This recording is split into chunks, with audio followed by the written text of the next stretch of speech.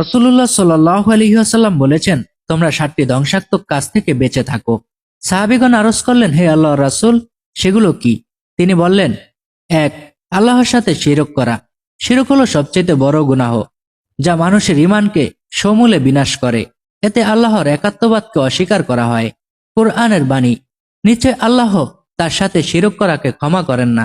এছাড়া অন্য যে কোনো গুনাহ যাকে ইচ্ছা ক্ষমা করেন। সূরা নিসা আয়াত 48।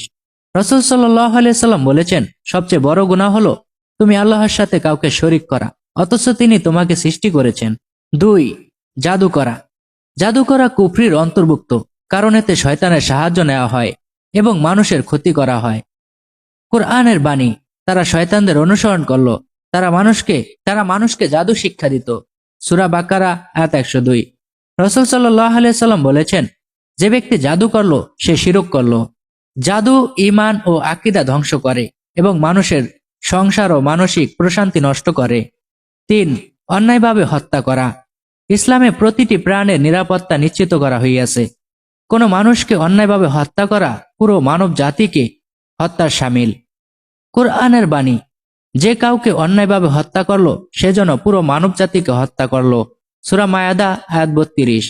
কিয়ামতের দিন সর্বপ্রথম মানুষের মধ্যে যে বিষয় ফয়সালা হবে তা হলো রক্তপাত, হত্যা। 4. সুদ খাওয়া।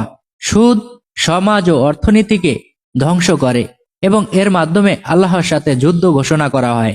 রাসূল সাল্লাল্লাহু আলাইহি সাল্লাম বলেছেন, সুদখোর, সুদদাতা, এর লেখক এবং এর সাক্ষী সবার উপর লানত অভিশাপ করেছেন এবং বলেছেন তারা সবাই সমান অপরাধী। 5. ইয়াতিমের সম্পদ আত্মসাৎ করা।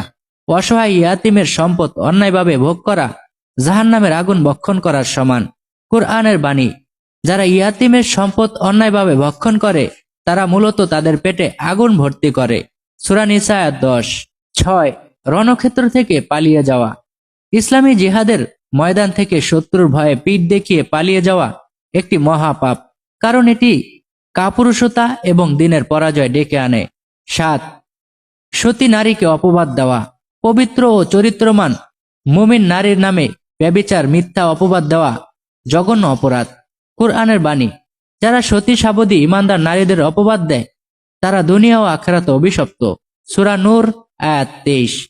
রাসূল সাল্লাল্লাহু আলাইহি সাল্লাম বলেছেন, এক মুসলিমের রক্ত, সম্পদ ও ইজ্জত অন্য মুসলিমের জন্য হারাম। এই 7টি গুনাহ সমাজ ও ব্যক্তি জীবনকে ধ্বংস করে দেয়। একজন প্রকৃত মুমিনের কর্তব্য হলো অন্তত সতর্কতার সাথে এগুলো পরিহার করা এবং সর্বদা আল্লাহর কাছে ক্ষমা প্রার্থনা করা।